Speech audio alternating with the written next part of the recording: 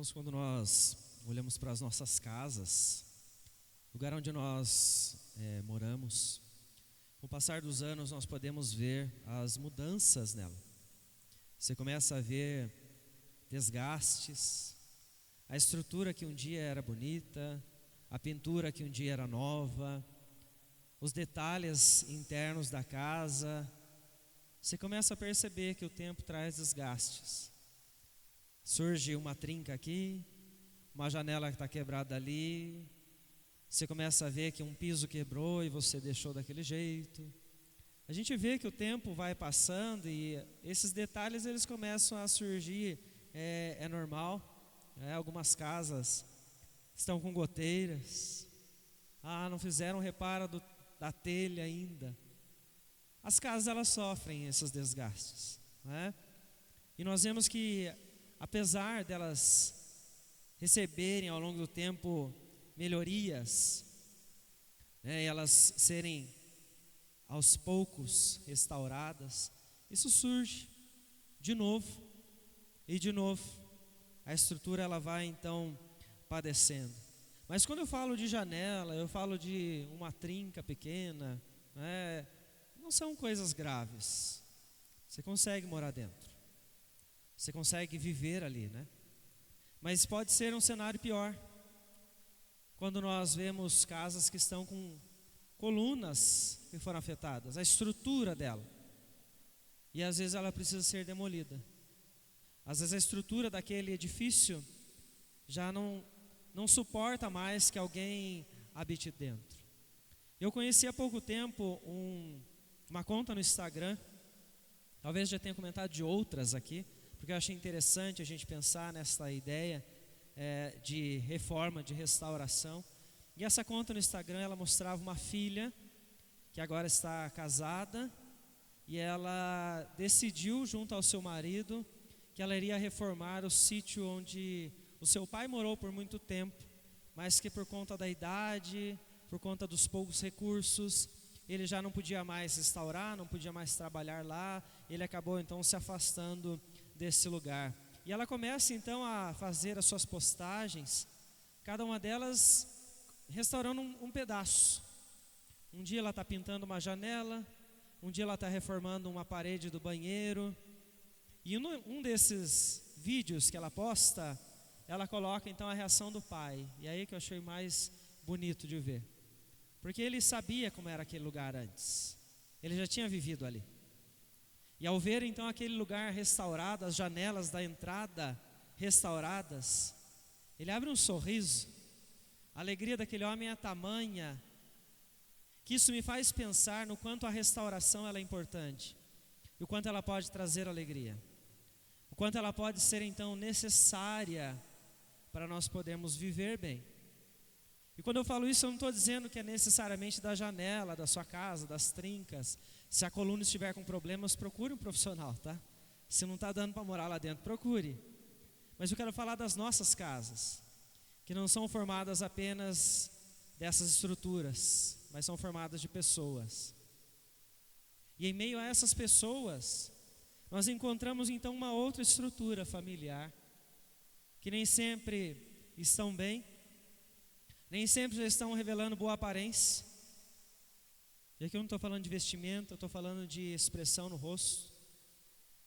Às vezes você olha no semblante das pessoas, você nota com muita facilidade o quanto elas estão tristes, o quanto elas estão abatidas perante as lutas que elas estão sofrendo. Às vezes a estrutura dessas pessoas já não estão mais bem firmadas, estão quase aceitando até a demolição. Às vezes é o telhado dessas estruturas que não está boa mais, não tem o que as proteja, elas não têm nada sobre elas, elas não possuem uma fé. Quando uma família está sem estrutura, nós precisamos recobrar a alegria ao ver cada pedaço, cada cômodo sendo restaurado por Deus. A palavra do Senhor esta noite, ela vai nos ajudar a entender como erguer uma estrutura em meio às ruínas, para que o lar cristão possa honrar ao Senhor novamente. Para pensar sobre isso, então eu convido você a abrir a palavra do Senhor no livro de Esdras, no Antigo Testamento. Vamos fazer a leitura do versículo 8 até o versículo 13.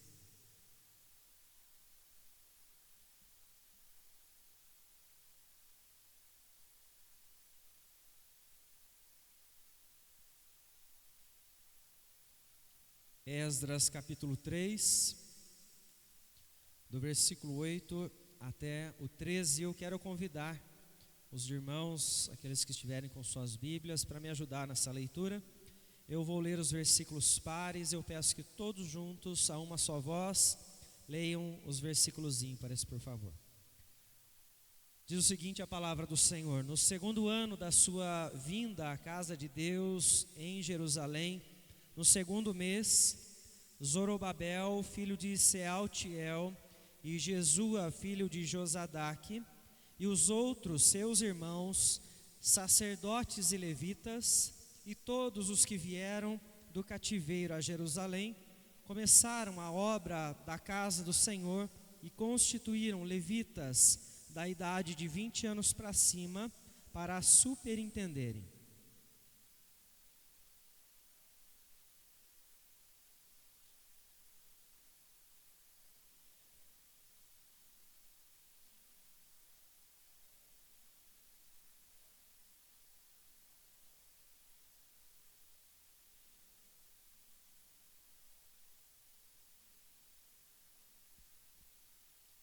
Quando os edificadores lançaram os alicerces do templo do Senhor, apresentaram-se os sacerdotes, paramentados e com trombetas, e os levitas, filhos de Asaf, com símbolos, para louvarem o Senhor, segundo as determinações de Davi, rei de Israel.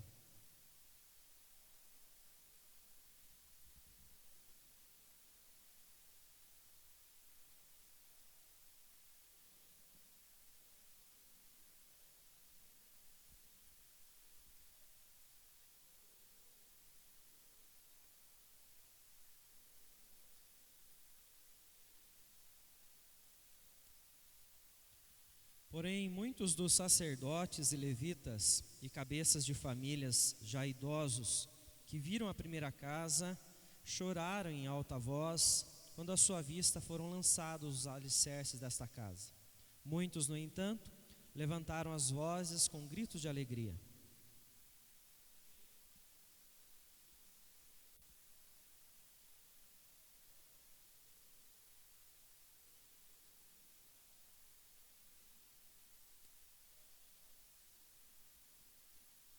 Muito bem, até aí, vamos orar mais uma vez.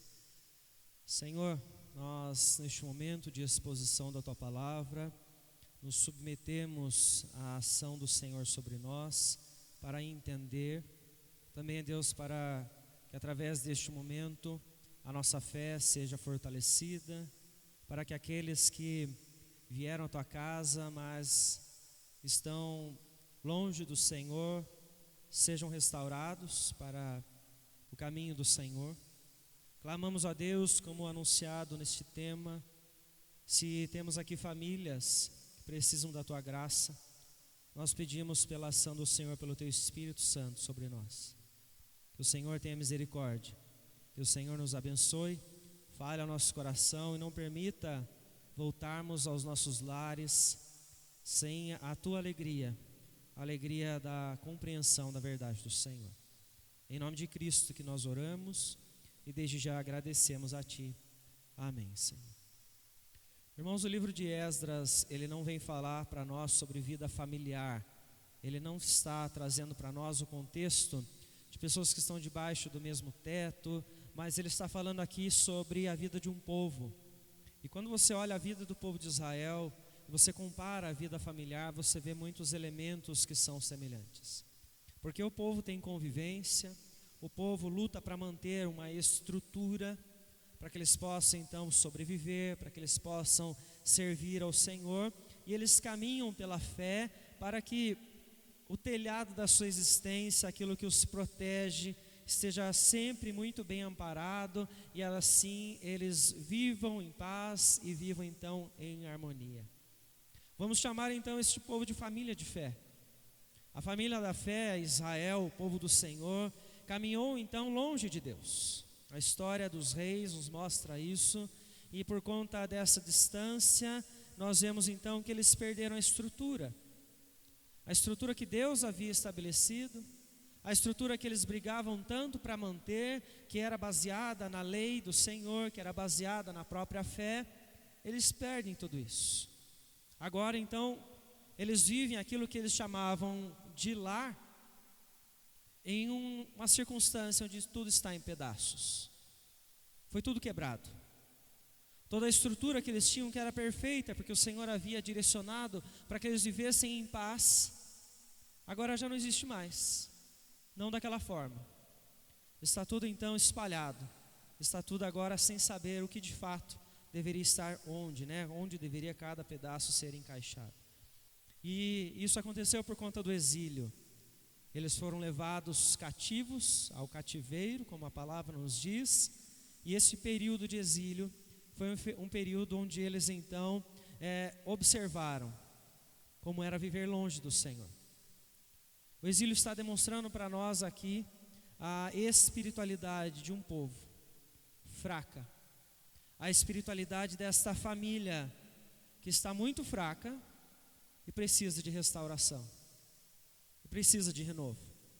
E aí o livro de Esdras começa mostrando para nós a ação de Deus, como Ele é soberano, porque Ele desperta um rei que é pagão, para que Ele possa então libertar os judeus.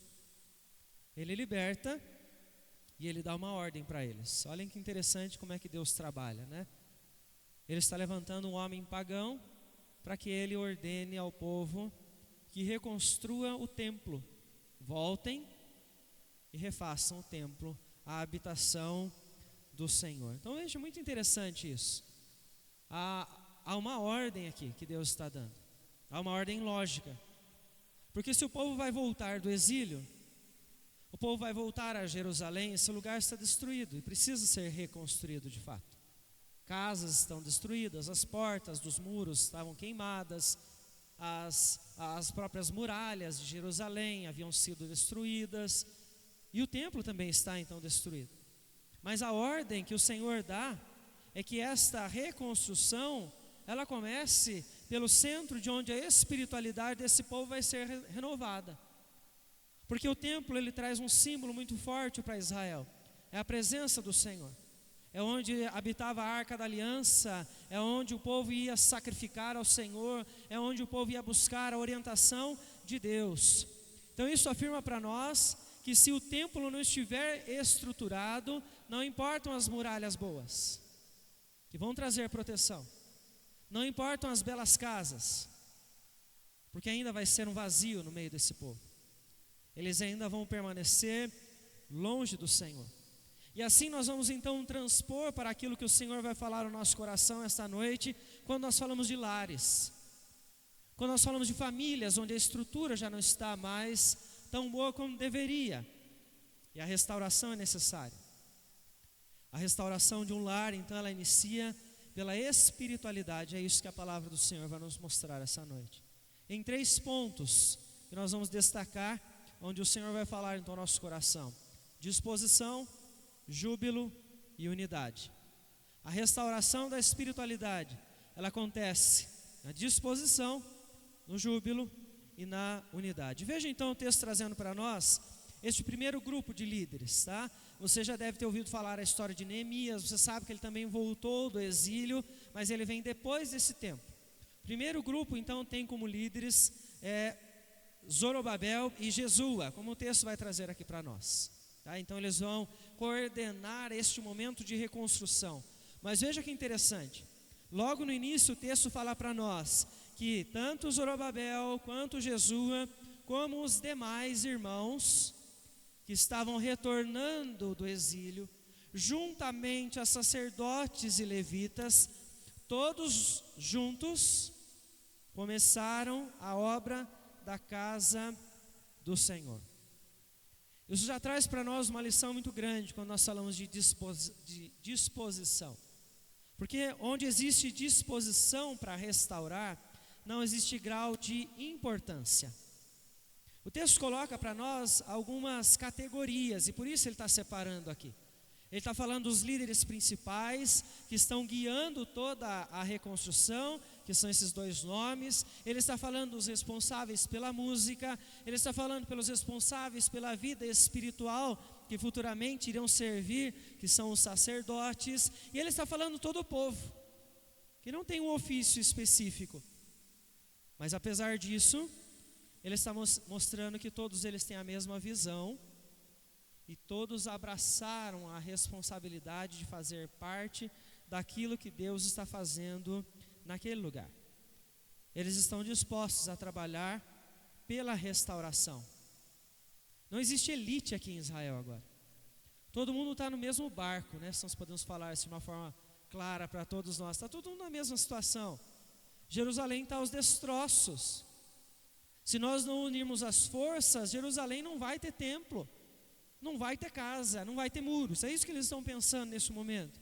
E então não tem elite, não existe cargo, não existe categoria que impeça esses homens e também mulheres, que o texto traz para nós, todo o povo, de se envolver então na obra de restauração. Quando nós olhamos para uma família, nós sabemos que uma família tem uma estrutura, que o Senhor direcionou através da sua palavra, a família, para que ela tenha uma estrutura, para que ela seja saudável, para que ela caminhe bem. E essa estrutura é o padrão que a sociedade hoje em dia está brigando para desfazer, mas ela jamais vai ser desfeita, porque a palavra jamais vai ser esquecida e apagada. E a estrutura, ela traz então o homem como sacerdote do lar, como aquele que é líder, aquele que se sacrifica pela sua esposa, aquele que cuida. Nós temos uma mulher, sua auxiliadora, aquela que, como Paulo vai falar aos Coríntios, é submissa biblicamente ao seu marido. Não tem nada daquilo que a sociedade está tentando impor sobre esses termos para tentar desconstruir a visão bíblica. Não, é submissão diante da palavra, não uma submissão cega. E ainda nós temos filhos, naqueles lares onde o Senhor agracia o homem e a mulher para que eles o tenham. Filhos devem honrar aos seus pais, viver em obediência. Viver então dessa forma traz harmonia para o lar. Isso é uma estrutura. Você pode observar que muitos lares na nossa sociedade não possuem essa estrutura e por isso eles estão sofrendo. Que as pessoas se afastaram de Deus, esqueceram do que é importante, dos princípios que cada um dos seus papéis tem para poder exercer dentro do lar, e isso traz então essa estrutura muito bem firmada. Nem todos os lares estão funcionando assim, não só na sociedade, às vezes até dentro da igreja, porque existe um grande problema estrutural em muitos lares. E quando você identifica problema estrutural, você sabe que se você não chamar alguém profissional para resolver, se você não correr atrás, talvez você tenha que caminhar para demolir isso daí. Quantos casais já não demoliram, né? Quantas famílias já não foram desfeitas por conta disso? A estrutura não suportou. E é interessante que a palavra está nos mostrando aqui, nada vai impedir com que essas pessoas se envolvam, se todas elas tiverem a mesma visão. E quanto mais gente se envolver na restauração, mais rápido o resultado aparece. Ou seja, se o marido, a esposa, todos os filhos, se todo mundo que está vivendo debaixo do mesmo teto, eles entenderem isso e eles então buscarem essa restauração, mais rápido o resultado vem. Porque o contrário também é verdadeiro. Se você tem um lar onde só a esposa é temente ao Senhor e o marido não é, ela está brigando para que eles sirvam ao Senhor, porque ela está disposta a isso, mas ele está lutando contra. O resultado pode demorar mais para vir, ou ele pode nem vir, dependendo da situação de cada casa, de cada lar. Nós vemos então que o mesmo pensamento ele precisa existir nos lares. Precisa haver diálogo para que as famílias então saibam para onde eles estão caminhando, qual a visão que eles têm de vida, e assim eles possam trilhar então este caminho juntos. Paulo já nos alerta sobre isso quando ele escreve a sua carta no Novo Testamento, dizendo que trevas e luz não podem fazer aliança, porque se fizerem vão ter problemas. E os resultados nós sabemos que eles surgem com o tempo, né? Davi e Mical são exemplo disso. Quando você olha aquele texto que Davi está voltando com a arca da aliança, todo feliz, saltitante, alegre, você vê Mical emburrada na janela, né? Ela está olhando e falando assim, nossa, que vergonha desse homem. Por quê? Ele está feliz, porque ele é temente ao Senhor, ele sabe que é importante a presença de Deus no meio do povo, é importante a presença de Deus no seu lar. Ele está trazendo a arca da aliança para casa, para depois levar ao templo, e Mical não está nem aí, ela não se importa sobre a presença de Deus, para ela tanto faz. E nós vemos então que quando apenas um está disposto, os resultados eles são mais difíceis de colher. É preciso que todos tenham disposição para buscar restauração. Quando nós olhamos para a igreja, que também é uma família de Deus, como Paulo fala aos Efésios, nós observamos o mesmo princípio sendo aplicado quando nós analisamos a nossa estrutura. Podemos dizer que a disposição, ela é necessária nesta restauração, porque ela nunca vai acontecer onde existem lacunas vazias. Em muitas igrejas as lacunas estão vazias e ainda existe a necessidade de restauração. Quando eu falo isso, eu quero trazer à sua memória que o Senhor diz aos Coríntios, aos Efésios, sobre dons dentro da igreja. Deus distribuiu dons para todos os crentes, todos os servos do Senhor. E nenhuma obra acontece, nenhuma restauração acontece de forma saudável quando as lacunas não estão sendo preenchidas. E aí podemos colocar ali, né, como muitas empresas fazem, né, no pátio lá, precisa-se de diáconos, precisa-se de presbíteros, precisa-se de músicos, precisa-se de professores, porém as lacunas permanecem. Não existe disposição em muitos momentos dentro da igreja. Qual é o resultado disso? Nós já sabemos, né? Nós vivemos isso já. Sobrecarga e um trabalho feito com pouca excelência ou nenhuma excelência. E a pessoa que está fazendo esse trabalho, ela faz porque ela ama o Senhor, que ela quer se dedicar à obra do Senhor, mas sobrecarregada ela continua fazendo aquele trabalho que ela vê que não está bom. E ela, no momento, ela olha para aquilo e ela diz assim: se for para fazer desse jeito, eu não faço mais. Ela se cansa. A sobrecarga acaba com a energia daquela pessoa que ela tinha no início para ela fazer aquele serviço. E ela fala assim: cansei, pastor, estou entregando meu cargo, não aguento mais, estou desanimado, vou sair da igreja, não venho mais. Lacunas. A pessoa se frustra porque ela não queria fazer esse tipo de serviço ao Senhor. Provérbios 26, versículo 13, ensina o seguinte: diz o preguiçoso, um leão está no caminho, um leão está nas ruas. O que é que isso tem a ensinar para nós? O preguiçoso sabe criar desculpas. Você já conheceu um preguiçoso? Você fala para ele assim: você pode fazer um negócio para mim? Você pode pegar algo para mim? O que é que o preguiçoso faz? Ah, agora não dá. Não é assim? Ai, estou cansado agora. Ai, tenho outro compromisso. Não aguento mais, já fiz muito. O preguiçoso é bom em criar desculpas. Ele é estratégico para responder, rápido. Ele tem resposta na ponta da língua, porque ele não quer fazer. Ele não quer trabalhar. Ele não quer se envolver. Você pode olhar isso no ambiente eclesiástico de igreja, como você pode olhar dentro de casa. Você fala assim: filho, ajuda. Preguiça, sabe aquela preguiça? Ah, agora não, agora. O preguiçoso é excelente nisso. Mas é interessante que a palavra do Senhor, ela usa essa expressão do preguiçoso não para falar apenas sobre um cansaço físico por causa que ele fez muito, ou porque ele está ali trabalhando há muito tempo, mas ele está falando de uma pessoa que sofre aquilo que nós podemos chamar de paralisia moral e espiritual. Aí a coisa fica um pouquinho mais grave. Por quê?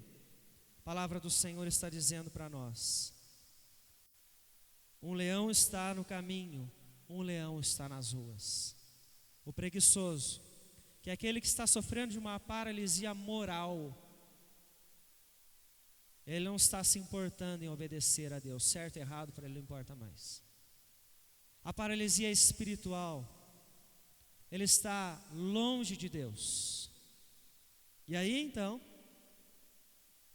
ele fala: hoje não dá, hoje eu não posso, hoje eu não quero. A estratégia sábia, rápida para responder, revela para nós só uma coisa: um coração fraco, moralmente e espiritualmente. Alguém está precisando com urgência de reforma espiritual. E a restauração, ela vai exigir disposição. Sem disposição, nada vai ser restaurado.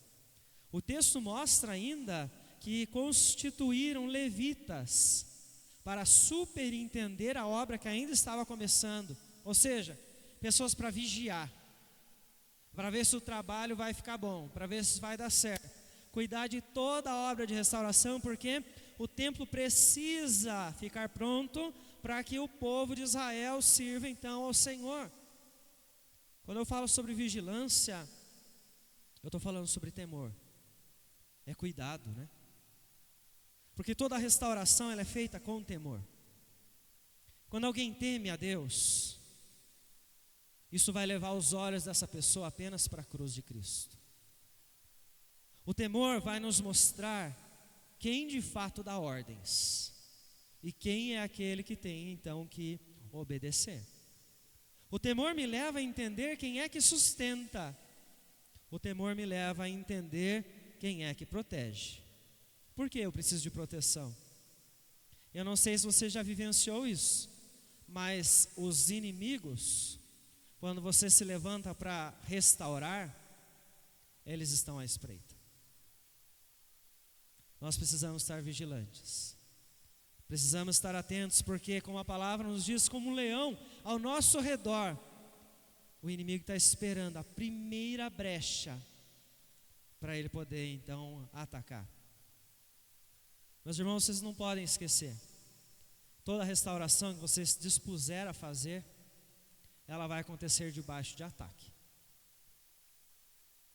Não espere viver uma restauração tranquila. Você está mudando a estrutura. Você está mexendo com aquilo que estava tranquilo.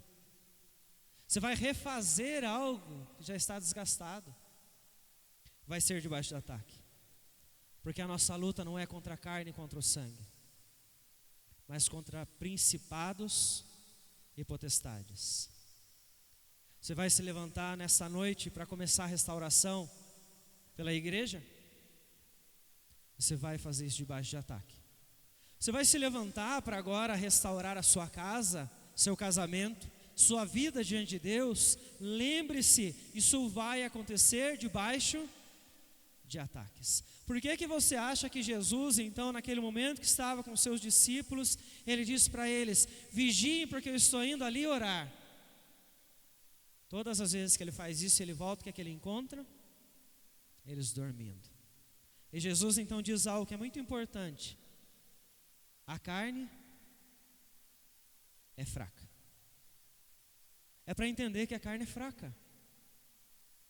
Só no momento que os discípulos de Cristo entenderem que a carne é fraca, eles vão voltar ao Senhor. Eles vão buscar mais a graça. Eles vão buscar mais a presença do Senhor. Eles vão ler mais as Escrituras. Isso nos leva à humildade. Porque você não pode se esquecer do que a palavra diz em Provérbios: a soberba precede a sua ruína. Armazene o orgulho no seu coração, Armazene as coisas do jeito que estão, do jeito que você gosta. Daqui a um tempo você vai colher as ruínas. Portanto, volte-se a Deus e disponha-se à restauração com temor, porque Ele é quem tem poder para te guiar. É Ele quem vai te sustentar. É Ele quem vai te proteger ao longo de todo este processo. Mas é interessante que o texto então continua mostrando para nós agora essa obra que precisa acontecer, e os alicerces então estão sendo lançados.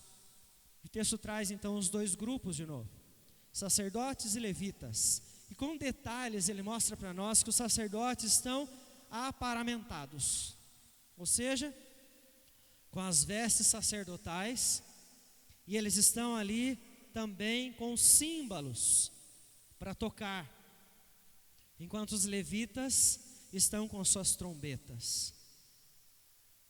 Os alicerces estão sendo lançados.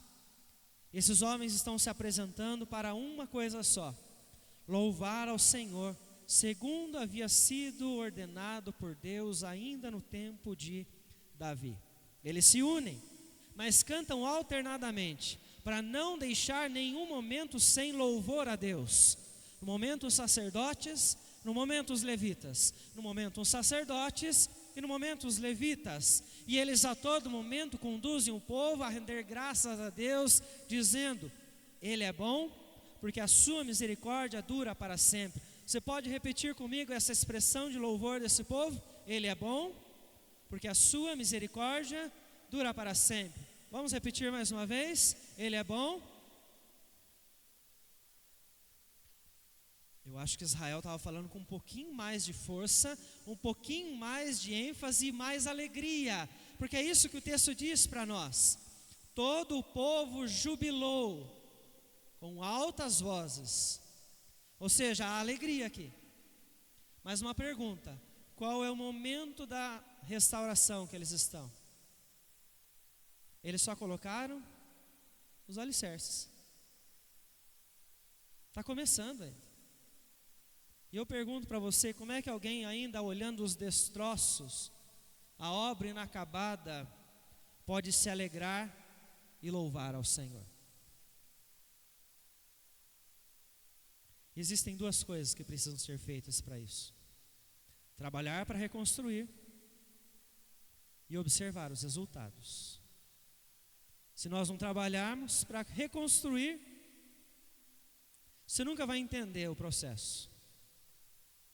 Se você não observar o que está acontecendo ao seu redor, você não vai ver o poder de Deus, que já está trabalhando.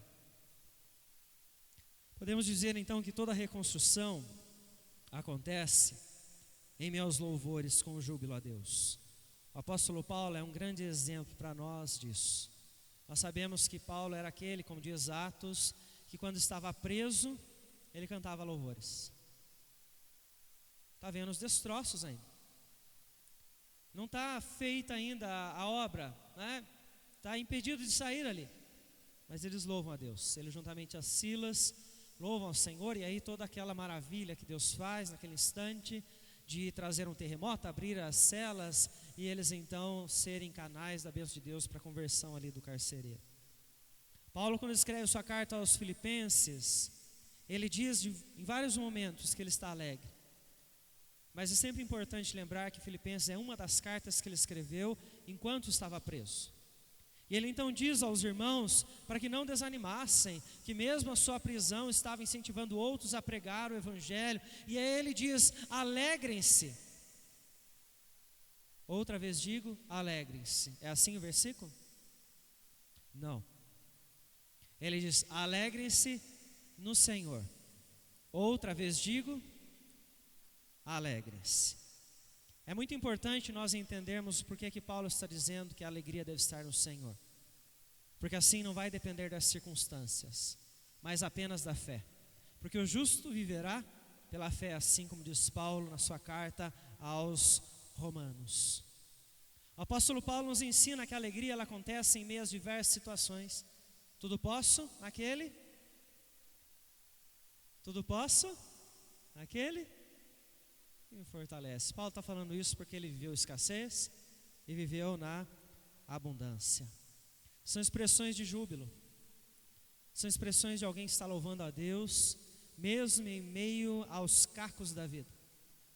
Mesmo em meio a um período de reconstrução, que os destroços ainda estão diante dele, porque Paulo viveu perseguição, Paulo viveu diversos momentos difíceis, mas ele estava em constante dependência do Senhor, em oração e na palavra. E é por isso que o Senhor então nos orienta a orar sem cessar. Então às vezes nós oramos apenas quando nós estamos sofrendo, e aí nós deixamos de desfrutar a presença de Deus quando nós estamos bem. Por isso que as pessoas se afastam de Deus quando está tudo bem, porque elas só oram quando estão sofrendo, elas só buscam quando estão em dificuldades. Nós não aprendemos a nos alegrar em Deus em todo tempo, nós queremos nos alegrar só depois da tempestade. Se alegre quando tudo está bem, louve ao Senhor quando tudo está bem, levante as mãos aos céus e agradeça a Deus, diga: a misericórdia do Senhor dura para sempre, em todos os momentos, porque Ele está cuidando de você a cada instante. O Senhor está fazendo tudo enquanto nós ainda dormimos, não é isso que o Salmo 127 nos diz? Meus irmãos, quando uma família está com a estrutura então abalada, ela precisa restaurar em primeiro lugar a espiritualidade. Sem oração, o seu lar não permanece de pé. Sem oração, você não consegue servir ao Senhor. Sem oração você não honra a Deus. Você vai construir um ambiente, com a expressão hoje em dia, né, que as pessoas falam, tóxico. As pessoas estão se alfinetando toda hora, elas são agressivas nas palavras, às vezes agressões físicas. As discussões, elas são comuns, ninguém mais acha estranho, porque discussão faz parte do acordar, faz parte do dormir. Não existe almoço em paz, não existe noite tranquila. É uma casa que vive debaixo das lágrimas, é uma casa que vive com acusações, porque não tem oração, não está sendo sustentada pela oração. Por isso essa estrutura não suporta, ela é abalada. Eu recordo de vários momentos onde eu ouvi nos aconselhamentos problemas que as pessoas estavam passando. Dificuldades no casamento, dificuldades com os filhos, dificuldades nos trabalhos. E muitas vezes eu me esqueci até de colocar em oração, tentava dar outras orientações, não dava certo. Deus estava me mostrando, sozinho você não faz nada. E aí eu comecei a orar mais, a pedir a Deus pelas pessoas, pelos problemas, pelas lutas que elas estavam passando. Mas eu comecei a observar e pedir para as pessoas observar. Vejam que as coisas vão mudar, porque Deus vai fazer. No tempo dele Ele vai transformar. Passavam seus dias, eu olhava para a pessoa, o semblante dela era outro. A vida dela mudou, os filhos mudaram, o casamento mudou. Por quê? A oração do pastor é mais forte? Não. O poder é de Deus. É o Senhor quem está trabalhando. É o Senhor que está restaurando as vidas. É o Senhor quem está movendo todas as coisas para salvar, para transformar. O problema é que as pessoas não oram. E é interessante que quando você começa a fazer isso, você começa a se alegrar com as pequenas coisas. Você ora por uma coisa e você persiste naquela oração. Quando aquilo acontece, não tem outro resultado a não ser júbilo de alegria com louvores, porque você sabe que aquilo aconteceu por causa do Senhor. E você começa a ver quantas outras pequenas coisas que Deus está fazendo que você não tinha nem percebido. Quantas coisas mudaram, que aconteceram por causa da graça de Deus. Nós nos alegramos porque em um momento alguém da nossa família que não vivia com Deus começou a falar sobre Jesus, falar sobre a Bíblia, falar sobre a palavra de Deus. Eu falo assim, Deus está trabalhando de alguma forma nesse coração, vou continuar orando. Quando você começa a olhar os filhos e você vê que eles estão desobedientes, você começa a orar por seus filhos, orar para que eles obedeçam, não em primeiro lugar aos pais, mas a Deus, e você começa a ver mudança, você se alegra, porque você sabe que o poder de Deus está ali, na sua casa, transformando as vidas. Pequenos momentos, porque a maior alegria que tem em nosso coração, nós que cremos no Senhor, é que as pessoas sirvam a Jesus. Que as famílias sejam de fato restauradas e elas vivam bem na presença de Deus. Trabalhar na reconstrução, por causa disso, é prazeroso, não é um fardo. Traz alegria, porque Deus nos permite colher os frutos no tempo dele, os frutos que Ele quer nos dar, para nós podermos nos alegrar com a obra que Ele está fazendo. E é por isso que Paulo então repete para nós: alegre-se no Senhor. Outra vez digo, alegre-se. Não nos alegramos nas nossas expectativas, mas naquilo que o Senhor prometeu, naquilo que o Senhor orientou pela sua palavra. Quando nós vemos então a reconstrução acontecendo, nós estamos aqui chegando então no nosso último ponto, tá? Você lembra do primeiro? A espiritualidade, ela é o início da reconstrução da casa, através da disposição, através do júbilo. Você lembra do último? Vamos ver se você puxa na memória aí, né? Muita coisa, né, para você gravar. Quero então reforçar para você que é através da unidade. Quando você vê o texto falando para nós que a reconstrução está acontecendo, os alicerces então foram ali lançados, o texto diz no versículo de número 12: muitos dos sacerdotes, levitas e cabeças de família já eram idosos. Eles viveram o exílio, eles já estavam em idade avançada, e o texto traz um detalhe para nós: eles viram a primeira casa. Então entenda comigo como é que está sendo a visão dessas pessoas agora. Eles viram o templo construído por Salomão, a primeira casa, com todo o seu esplendor, com toda a riqueza do período do reinado de Salomão, com a grandeza daquele lugar, e eles viram tudo ser destruído. Agora eles estão de novo em Jerusalém, tudo aos cacos, e os alicerces são lançados. Como é que eles reagem? Chorando. Mas ainda, junto a esse povo, ele diz para nós que outros estavam ali, levantando a voz com gritos de alegria. Provavelmente esses outros não faziam parte então desse grupo de idosos. Eram pessoas mais novas, que nasceram no exílio, nasceram na Babilônia e nunca viram então essa grande casa que havia sido construída no tempo de Salomão. Eles se alegram, porque para eles o que importava era que eles estavam vivendo naquele instante, porque eles estavam vendo que o tempo então seria uma possibilidade para eles. Numa primeira leitura, essa diferença de postura talvez seja vista por nós como saudosismo, né?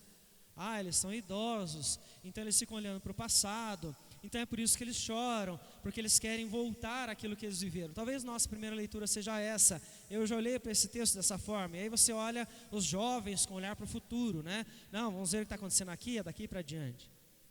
Mas num outro momento, o Senhor então fala ao meu coração de uma outra forma sobre esse texto, porque Ele diz no versículo 13, logo no início: de maneira que não se podia discernir as vozes de alegria das vozes do choro do povo.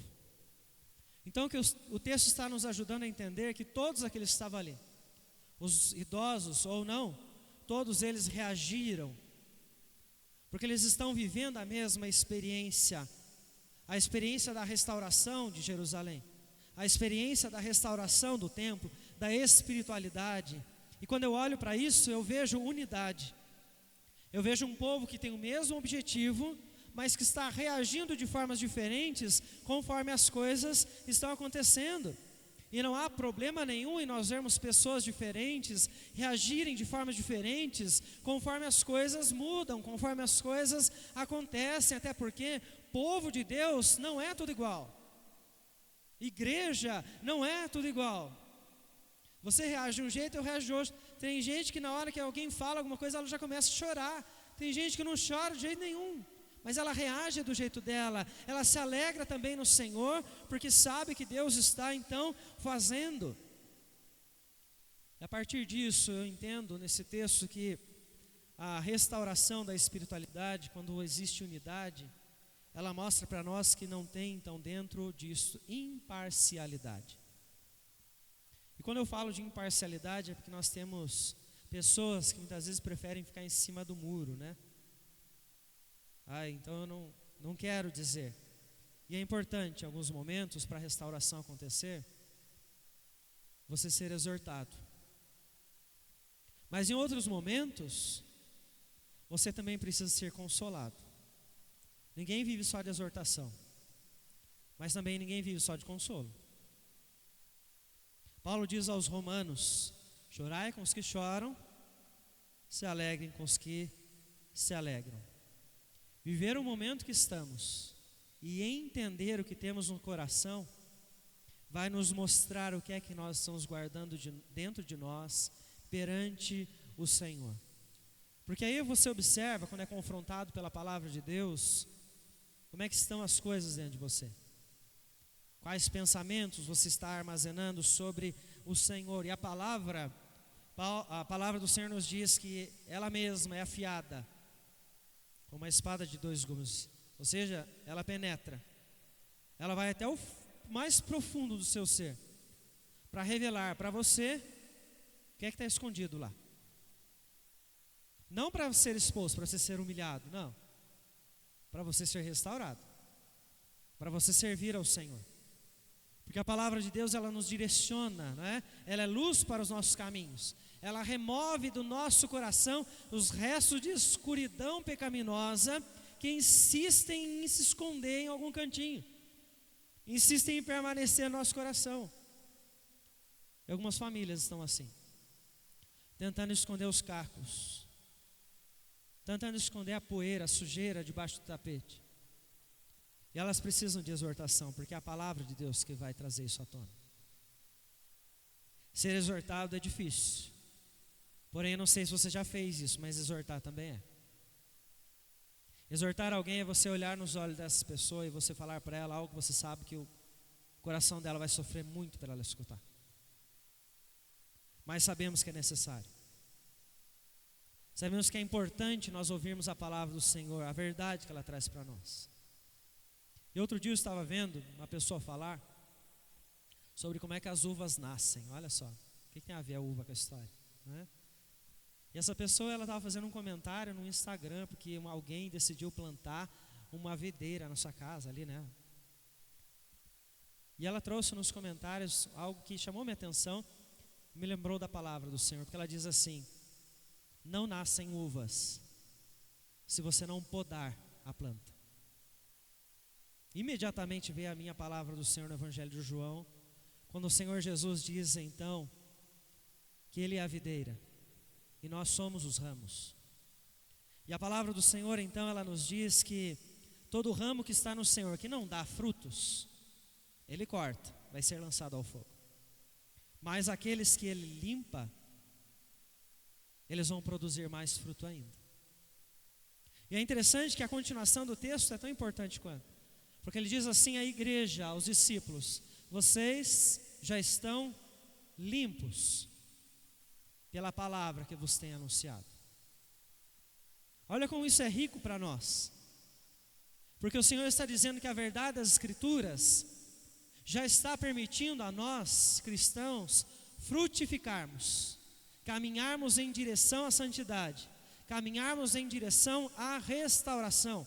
A exortação que você escuta pela palavra do Senhor, ela vai te levar a frutificar mais ainda, porque é ela que limpa você, porque é ela que está direcionando o seu coração, é ela que está trazendo à tona na sua mente os pecados que você está tentando então esconder. Para quê? Para que você mude e para que você obedeça ao Senhor.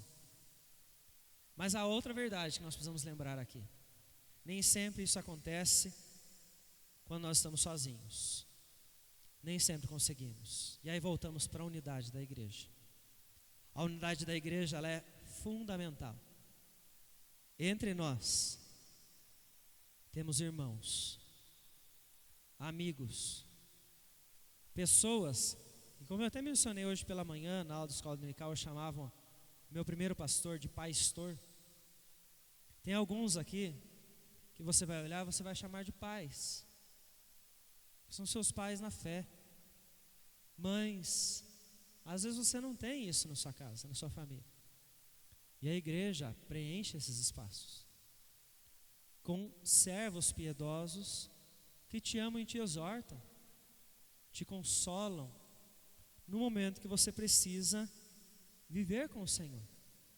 Mas eles não exortam você com superficialidade. Esses que te amam te exortam com firmeza.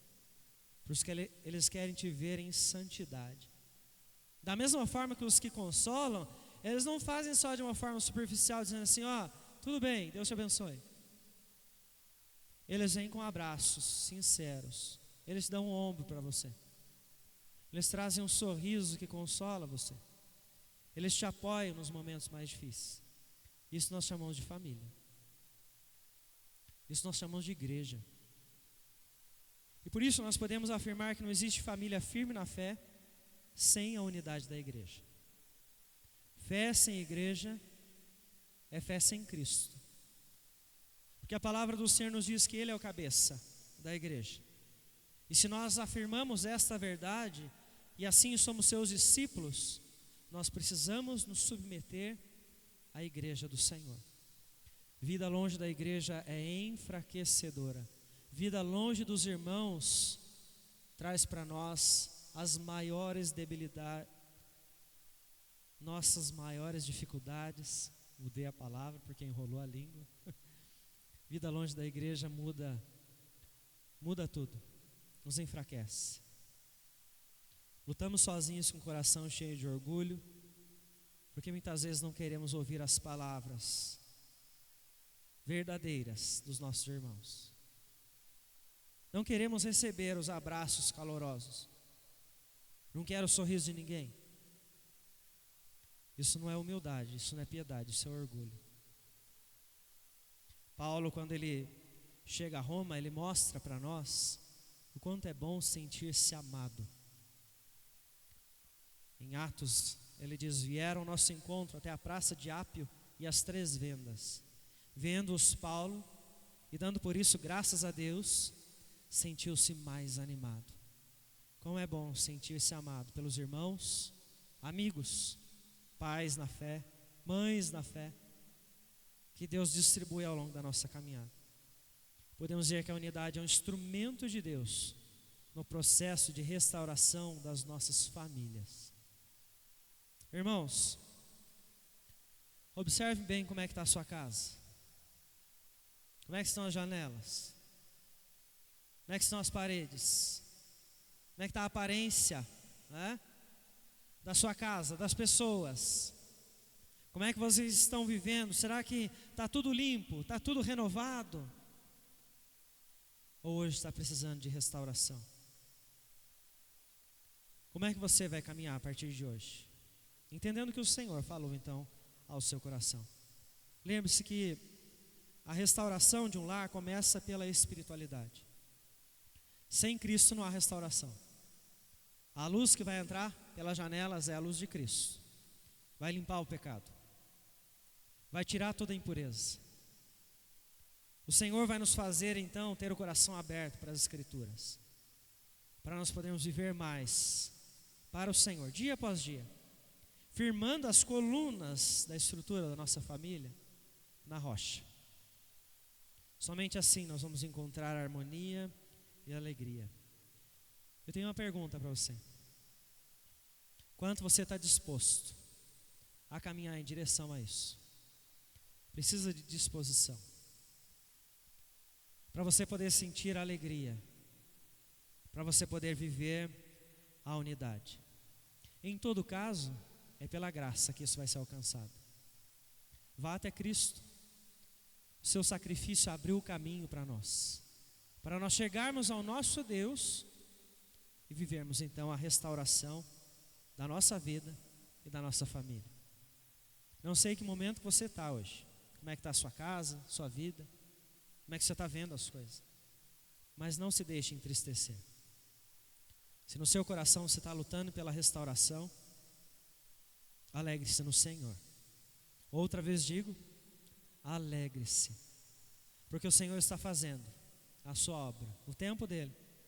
E quando você aguardar, você vai começar a observar a manifestação do poder de Deus pelo Espírito Santo na sua casa, na sua vida, naqueles que você ama. Busque a vida na unidade da igreja. O Senhor está preparando pessoas para cuidar de você também, para te orientar, para que você possa se manter saudável em meio às dores.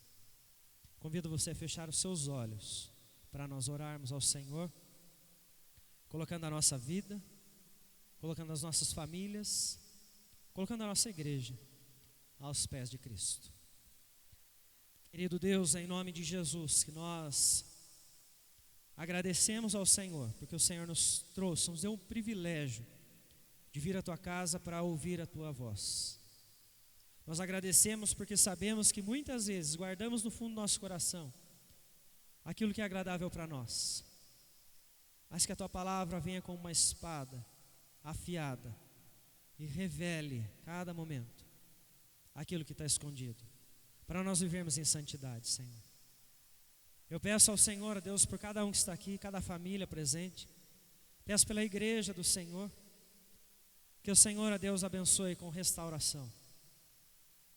Quando as rachaduras forem vistas, quando os telhados estiverem prejudicados, as colunas, Senhor, dá consciência a cada um para que eles possam buscar, para que todos tenham a mesma visão, para que todos vão à tua direção e se prostrem aos teus pés, Senhor.